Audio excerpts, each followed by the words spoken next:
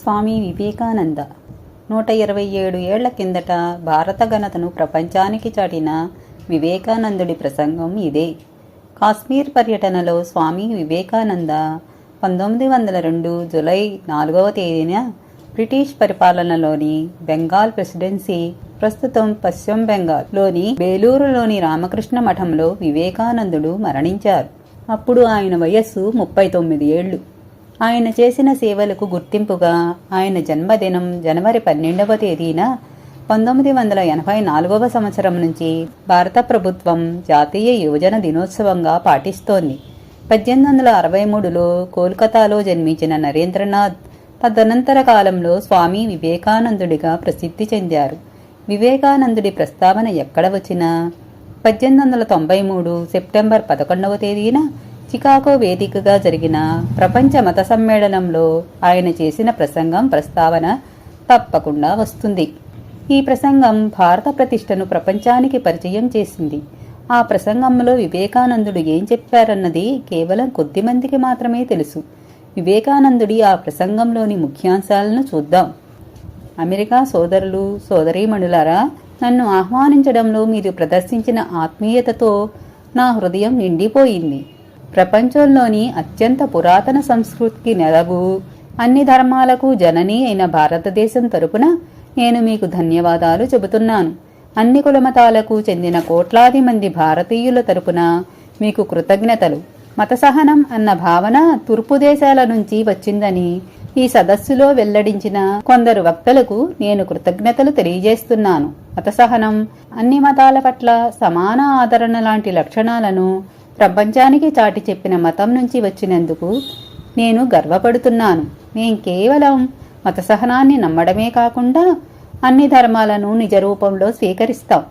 నేను అన్ని మతాలకు, అణగారిన ప్రజలందరికీ ఆశ్రయం ఇచ్చిన దేశానికి చెందినవాడినైనందుకు గర్వపడుతున్నాను. రోమన్ నిరంకుశ పాలకులు ఇజ్రాయిలీయుల పవిత్ర స్థలాలను ధ్వంసం చేసినప్పుడు, ఇజ్రాయిలీ వాసులు దక్షిణ భారతదేశంలో తలదాచుకున్నప్పుడు వారిని మా హృదయాలకు హత్తుకున్నాం. పార్సీ మతం వారికి ఆశ్రయం ఇచ్చిన మతానికి చెందినవాడినైనందుకు నేను గర్విస్తున్నాను.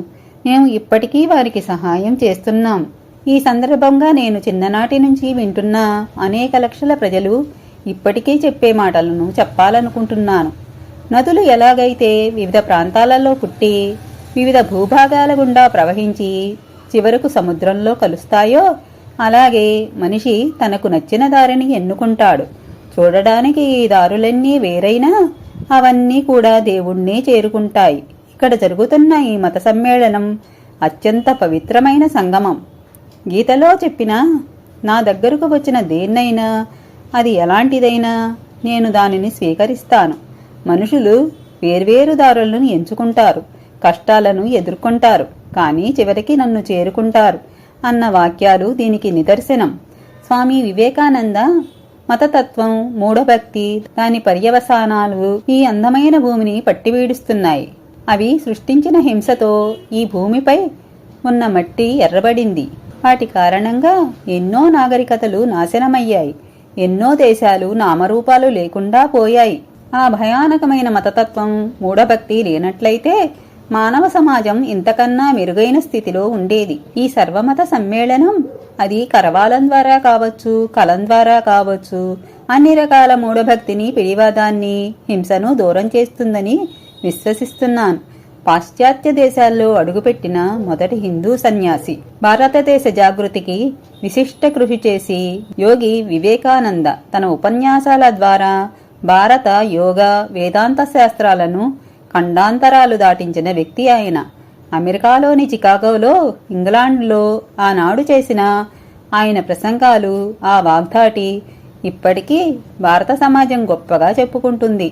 పాశ్చాత్య దేశాల్లో అడుగుపెట్టిన మొదటి హిందూ సన్యాసి కూడా వివేకానందనే కావడం విశేషం. అందుకే ఆయన సేవలను స్మరిస్తూ భారత ప్రభుత్వం వివేకానంద జన్మదినాన్ని జాతీయ యువజన దినోత్సవంగా జరుపుకుంటోంది.